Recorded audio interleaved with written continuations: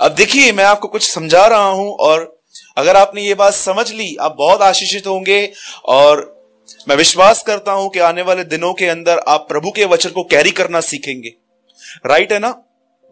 जब आप उठते हैं, जब आप घर से निकलते हैं, मैं हमेशा अपने घर से बाहर निकलते समय ऐसे करता हूं, मोबाइल, हैंकी, पर्स, हाँ तीनों ये चीजें जरूरी हैं।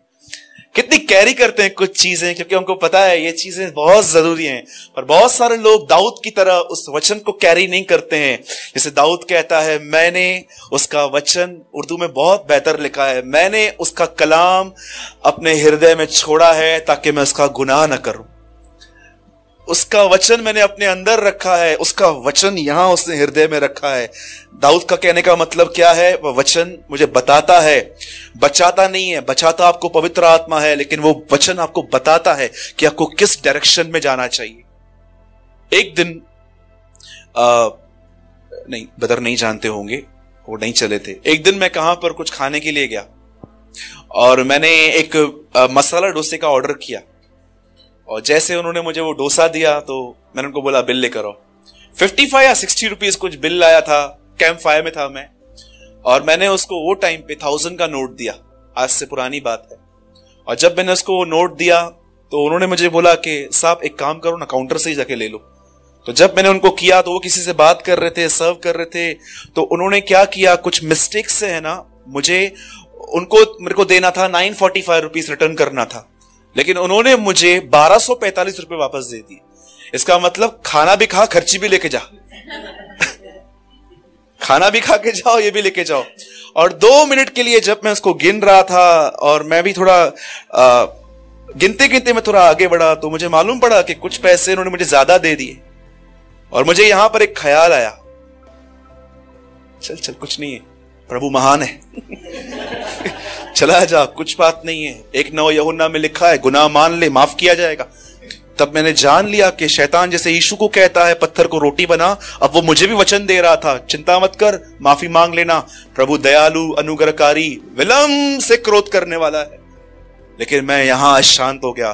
प्रभु ने एक वचन मुझे अंदर दिया, आपस में प्रेम को छोड़ किसी चीज के कर्जदार मत बनो। और मुझे परमेश्वर ने कहा, जब तक तू उसको पैसा वापस नहीं देगा, मैं तुझे शांति नहीं दूंगा। और जब मैं उनके पास गया, मैंने उनको कहा, साहब आपका पैसा ज्यादा आ गया है। वो सज्जन इतना खुश हो गए। आई थिंक इतने सालों के बाद उन्होंने एक कस्टमर को ऐसा कहा, साहब आपने क्या खाया था? मैंने बोला डोसा खाया था। बोला मुझे इसका पैसा भी नहीं चाहिए, बस आप चले जाओ, फ्री में नाश्ता मिल गया। किसने मुझे बचाया? बाइबल कहती है, मैंने उसका वचन अपने अंदर रखा है ताकि उसका गुनाह न करूं। अगर आप कुछ गलत करने जा रहे हैं और प्रभु का वचन आपको नहीं रोकता, तो मैं आपको बताना चाहता हूं, वो इसलिए नहीं रोकता क्योंकि आपके अंदर वो है ही नहीं। यीशु मसीह के अंदर पिता ने कोई मेमोरी कार्ड नहीं डाला था कि ऑटोमेटिकली उसको सब वचन याद आते थे। वह 30 साल तक समय अपनी किताब को आराधनालय में जाके पढ़ता था। एवरी डे उसने कोई भी चीज सुपरनेचुरल वे से नहीं की थी। इसलिए पौलुस कहता है, खुदा का बेटा होने के बाद भी उसने अपने सारे वो जो उसके पास जो एबिलिटीज थी वो सब उसने छोड़ दी और वो 0 होकर आया। ठीक है, हमारे अंदर परमेश्वर का वचन होना जरूरी है।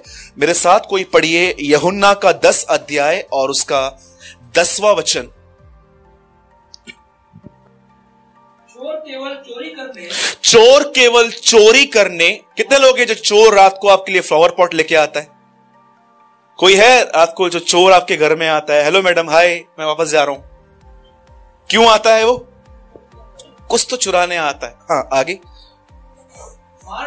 मार डालने और नाश करने को आता है। हाँ, मैं इसलिए आया हूँ, हाँ, कि वे जीवन पाए। हाँ। और बहुतायत से पाए। आइए सब यहां ध्यान दीजिए। मैंने देखा है कि थोड़े 2 टाइप के चोर होते हैं। एक सस्ती चीजें चुराते हैं, चप्पल लेके जाते हैं बाहर से, और कुछ ऐसे होते हैं जो चीजें लेके जाते हैं, राइट है। लेकिन एक ऐसे होते हैं जिनको पता है कि कौन सी चीज कहां पड़ी है। तो मैं सबसे पहले ये चाहता हूं कि आप अपने बाजू वाले को बोलो, शैतान सस्ती चीज नहीं चुराता। हाँ बोलो, वो बहुत महंगी चीज चुराता है। आप जानते हैं यहां पर शैतान का एक नाम लिखा है। बाइबल के अंदर उसका पहला नाम है सांप। प्रकाशित वाक्य में यही सांप क्या बन गया है? Dragon. Devil also grow. Believers grow नहीं कर रहे, डेविल भी ग्रो कर रहा है। पहले वो सांप था, बाद में ड्रैगन बन जाता है। सुनिए यहां क्या लिखा है, उसका पहला नाम था सांप। उसके बाद आप अय्यूब की किताब में पढ़ेंगे, उसका दूसरा नाम है बलियाल।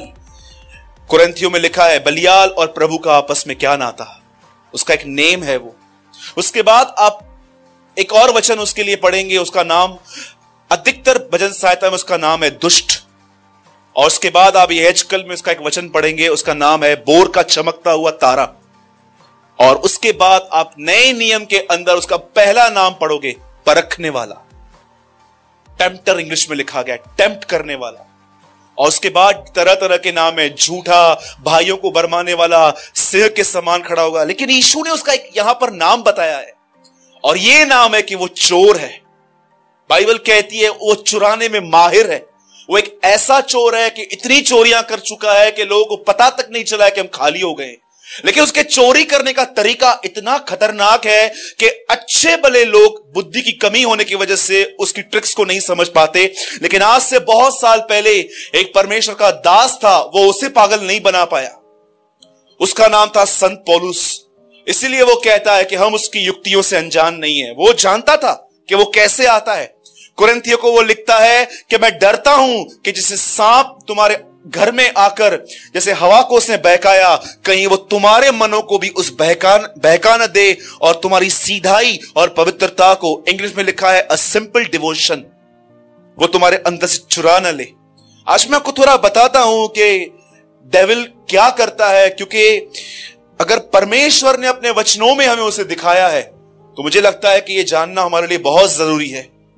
लिसन, मैं आपको बताना चाहता हूं, एक समय था जब यीशु मसीह एक घर में गए और उन्होंने वहां पर एक कॉटेज मीटिंग ली, और यह मीटिंग थी मार्था और मरियम के घर में। आप जानते हैं, आप कहां भी नहीं पढ़ोगे कि इन मीटिंग्स के अंदर लाजर बैठता था, राइट है? कितने लोगों को ऐसा ख्याल आता है मीटिंग के टाइम ही, आज घर पे बैठ के बाइबल पढ़ते हैं, आज नहीं जाते, आज घर पे ही प्रेयर कर लेते हैं। कई बार ऐसा होता है ना, कई बार ऐसा होगा, आपको ख्याल आएगा आज घर पे ही बैठ के प्रेयर कर लेते, आज घर पे ही वचन पढ़ लेते।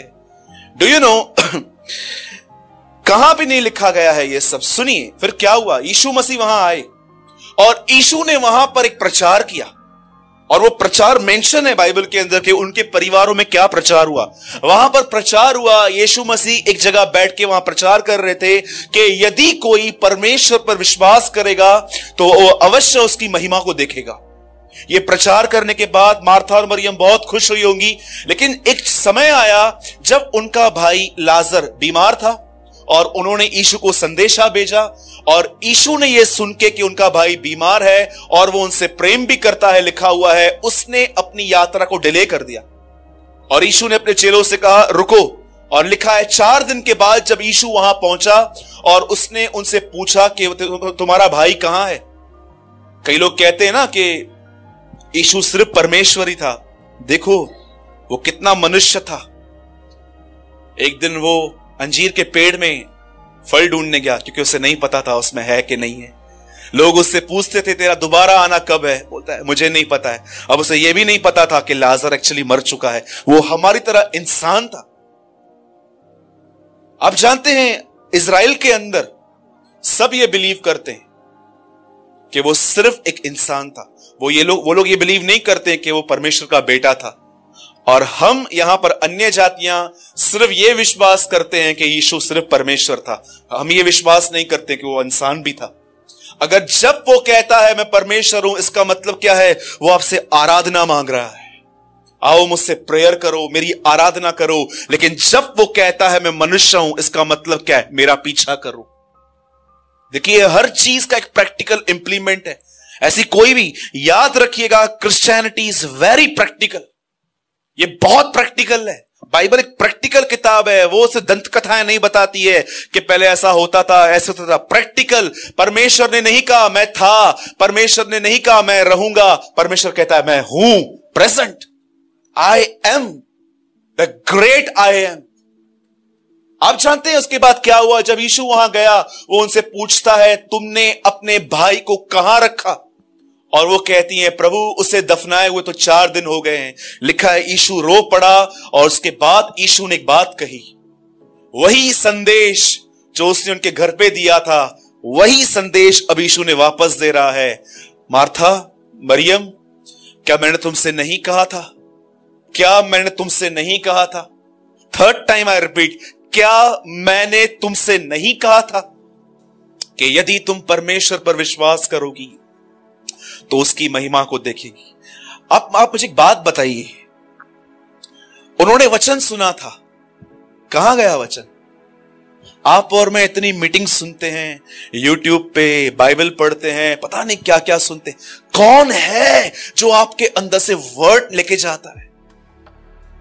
डू यू नो, इन दोनों बहनों के अंदर कुछ मिसिंग, कुछ गुम हो गया उसके अंदर। यीशु उनको वापस रिमाइंड करवा रहा था, क्या तुम्हें नहीं पता मैं तुम्हारे घरों में आया था और मैंने तुम्हें कहा था कि तुम मुझ पर विश्वास करोगे, मेरी महिमा देखोगे। अरे ये तो समय था जब तुम्हारा भाई मर गया था, तुम्हें इस वचन को कैरी करना था, होल्ड करना था कि नहीं कुछ नहीं होगा, वो आएगा हमारे लिए। पर क्या हुआ? वचन चला गया। आज मैंने देखा है, हमने अपने लाइफ को हम लोगों ने इतना कॉम्प्लिकेटेड कर दिया है, हम अपने जिंदगियों में इतनी व्यर्थ बातों से जुड़ गए हैं कि हमारे अंदर जब हम वचन जाता ही नहीं है कई बार, और अगर जाता भी है तो कई बार कैसे चुरा लिया जाता है हमें पता भी नहीं चलता। आप यहां से निकलिए, आप यहां से जाएंगे 17 सेक्शन जाएंगे, आपको मोबाइल का मार्केट मिलेगा। यहां से जाएंगे गोल मैदान पे, वहां पर आपको एक शोरूम मिलेंगे कपड़ों के। आगे जाओगे आपको ऐसे मिलेंगे लोग, स्ट्रीट है पूरा खाने का। फिर आगे जाओगे आपको दिखेगा कि बियर बार्स हैं, इतने प्रोडक्ट हैं हमारे सामने। हवा शैतान के सामने तो एक ही फ्रूट था, हमारे सामने इतने सारे फ्रूट्स हैं। कई बार आपको पता है कैसे हमारे मन को उन बातों में घुसा लिया जाता है और हम उनके बारे में सोचते रहते हैं और हमारे अंदर से वचन निकाल दिया जाता है। क्या कहा प्रभु ने?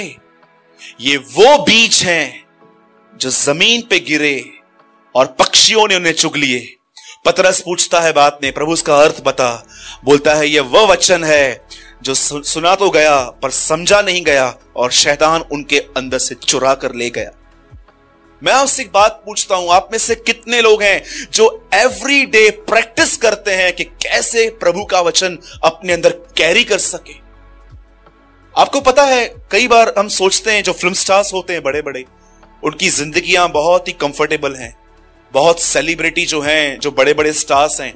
पर मैं आपको सच कहता हूं, 2-3 दिन आप इनके साथ रहकर देखिए, इतनी सारी चीजें जो उनको पसंद है ये लोग नहीं खाते।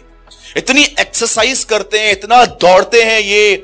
मैं रिसेंटली मैंने एक्टर का इंटरव्यू पढ़ा, वो कह रहा था कि जब मैं स्क्रिप्ट पढ़ता हूं, मैंने न्यूज़पेपर में पढ़ा कि जब मैं स्क्रिप्ट पढ़ता हूं पूरी उसको पढ़ लेता हूं, उसके बाद मैं डायरेक्टर के सामने सरेंडर हो जाता हूं कि देखो मुझे आपकी स्क्रिप्ट समझ में आई है, ये मेरा पैसा है, आप मुझे जैसे बनाओगे मैं बन जाऊंगा। उन्होंने एक बात कही, मैं उसके सामने सरेंडर हो जाता हूं उसके बाद कि तुम्हें जैसे मुझे करना है। मैं सोच रहा था प्रभु ये आदमी पैसों के लिए कितना सरेंडर है। व्यापारियों को देखो, सुबह से लेकर रात तक मोबाइल लेके बैठते रहते हैं, किसको कॉल करूं, कौन मुझसे माल लेगा, कौन कहां से पेमेंट। कैसे उन्होंने इस संसार के परमेश्वर को, पैसों को कमाने के लिए कितना समर्पित हो गए हैं। पर हम मसीह लोग परमेश्वर के वचन के प्रति समर्पित क्यों नहीं है? सोचो, दुष्ट आत्मा इंसान को पूरी तरह दुष्ट बना रहा है, पर पवित्र आत्मा इंसान को पवित्र क्यों नहीं कर पा रहा? जानते हैं क्यों? क्योंकि दुष्ट आत्मा के प्रति 100% समर्पित है। दुष्ट आदमी दुष्ट होने के लिए दुष्ट आत्मा के सामने 100% समर्पित है कि बना मुझे जैसा बना है। पर जानते हो पवित्र आत्मा हमें पवित्र क्यों नहीं कर पाता? क्योंकि हम पवित्र आत्मा के सामने सिर्फ 10% समर्पित हैं। मैं डीजे पार्टी पे नहीं जाऊंगा, मैं पिक्चर पे नहीं जाऊंगा, मैं वर्ल्डली दोस्तों के साथ नहीं घूमूंगा, मैं अपने मोबाइल में कोई पॉर्न वीडियो नहीं देख रखूंगा। लेकिन माफ करने के लिए मुझे मत बोलना, गुस्सा में नहीं छोड़ूंगा, क्षमा तो मैं इसको मार दूं, क्षमा करूं मैं। देखो, मैं आपको सच कहता हूं, मैंने देखा है कैसे लोग साइनाइड लेके, आतंकवादी लोग कैसे बॉम्ब बांध के, सुसाइड कैसे बॉम्बर्स लेके कैसे जाते हैं कि यार नहीं मरना है हम लोग को, और कितना वो समर्पित होते हैं कि पकड़े भी गए जुबान पे रख देंगे, हम लोग खत्म हो जाएंगे। डू यू नो परमेश्वर हम में से सबको क्या चाहता है? मैं लास्ट वेडनेसडे को उड़ीसा में था, संबलपुर में, और जब मैं वहां पर गया, उस अंतिम दिन मैंने नोहा के ऊपर प्रचार किया और मुझे परमेश्वर ने, मुझे पहले और वहां पर जो कलीसिया थी उसे बाद में, पहले मुझे और उनको दोनों को एक ही बात कहा, तुम सबों को एक बार फिर से अपना जीवन मुझे देने की जरूरत है, वंस अगेन।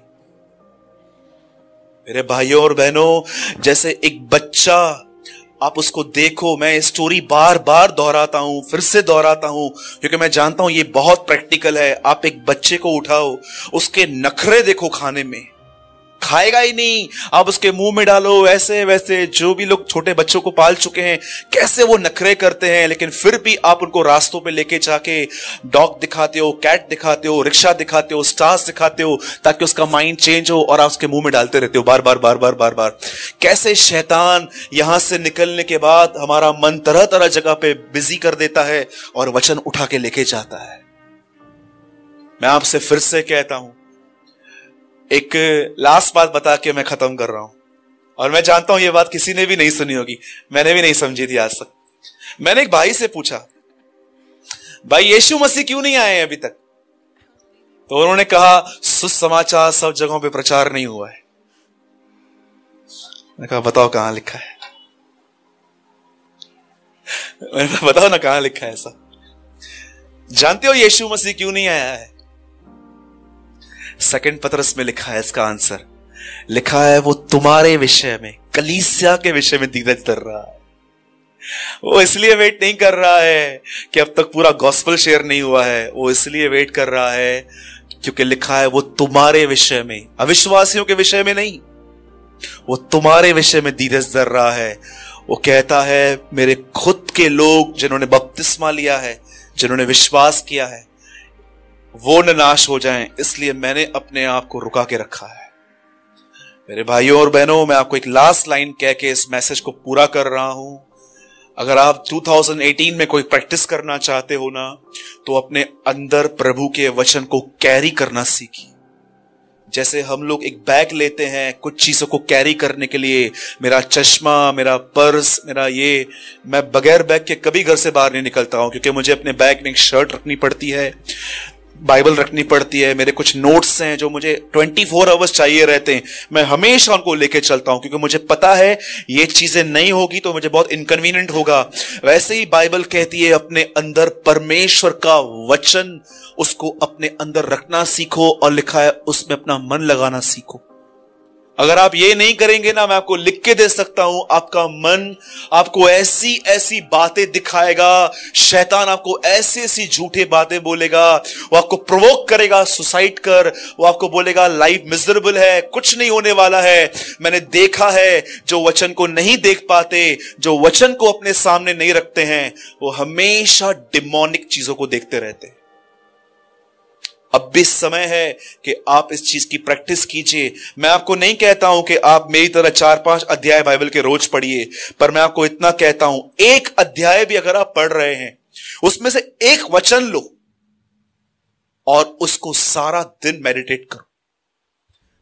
आपको पता है मेडिटेशन करने से आपको ब्लेसिंग मिलेगी। कहां लिखा है? भजन संहिता 1 अध्याय पढ़िए, लिखा है धन्य है वह जो यहोवा की व्यवस्था को मनन करता है। मनन लिखा है मेडिटेट, कि कैसे आप एक अध्याय पढ़ते हैं। जैसे कल हम सब यहां थे तो पास्टर ने एक प्रचार किया हमारे बीच में कि चरवाहा आगे आगे चलता है। हमको सोचना चाहिए कि मैं कहां हूं और मुझे कहां जाना चाहिए। सच कहता हूं, हमें यह जानने की कोशिश करनी चाहिए। मैं आज दोपहर में बैठ के सोच रहा था, प्रभु मैं दीन हुआ हूं कि मैं घमंडी हो गया हूं। मैं आपको सच कहता हूं, हम जो प्रचार करते हैं ना, हम लोग इतना ज्यादा टेम्प्ट होते हैं अपनी बड़ाई करने के लिए, अपनी बड़ाई कुछ ऐसा बोलते हैं कि हमारा काम रिवील हो कि हमने कुछ अच्छा काम किया, लेकिन हमें शांत रहना पड़ता है। मैं आपसे फिर से कहता हूं, कैरी गॉड्स वर्ड, अपने अंदर अपने हृदयों में प्रभु का वचन रखना सीखिए। आप बहुत आशीष पाएंगे आने वाले समय में। और मैं इतना भी कहूंगा, अगर आपको बाइबल पढ़ना नहीं आता है ना, मैं आपको फिर से कहता हूं, भाई दिनेश से कांटेक्ट कीजिए आप, वो आपको लिसनिंग बाइबल कहां से लाके देगा। सच कहता हूं, अगर आपको पढ़ना नहीं आता है ना, आपकी नजर कमजोर है ना, आप लिसनिंग बाइबल रात को सोने से पहले मोबाइल के बाजू में एक चला के बैठ जाइए और सुनते रहिए कि वो क्या कर रहा है। मैं सच कहता हूं, मेरे पास लिसनिंग बाइबल है। जब मैं बहुत थक जाता हूं, जब मैं देखता हूं कि मेरे पास किताब उठाने की ताकत नहीं है, मैं सो जाता हूं और बाजू में लिसनिंग बाइबल चला के बैठ के सुनता रहता हूं। कुछ ना कुछ तो करना है, रक्षा नहीं करेंगे तो सब घुसेंगे हमारे अंदर। यीशु मसीह दी। कितने लोगों ने मेरी बात को समझा? मार्था और मरियम के अंदर से क्या किया गया? किसने चुराया? मैंने नहीं चुराया। किसने चुराया? शैतान ने चुराया। उसका काम ही चुराना है। लेकिन उसके बाद एक खूबसूरत लाइन लिखी है, मैं इसीलिए आया कि वे जीवन पाए। वाह, बहुतायत से पाए। यीशु मसीह नहीं चाहता है। देखा होगा ना आपने, एक ऐसा आदमी जो हॉस्पिटल में नर्सेस पे डिपेंड है, कोई उठाओ, लेकिन एक वो होते हैं जो फुटबॉल में दौड़ते हैं। डू यू नो, मैं ऐसा फील करता हूं कि एक ऐसे विश्वासी भी हैं जिन्होंने सिर्फ जीवन पाया है, बस थोड़ा बहुत, और वो अभी तक पलंग पे ही हैं और बैठे हुए हैं। लेकिन एक ऐसे बहुतायत का जीवन, वो दौड़ते हैं वहां पर और वे जीवन पाए और बहुतायत से पाए। वो दौड़ेंगे। तो बोलिए अपने बाजू वाले को, प्रभु की ये इच्छा है कि आपको बहुतायत का जीवन मिले। हाँ, कैसे मिलेगा? इसको बहुतायत से रखो, जीवन भी बहुतायत से मिलेगा। आमीन।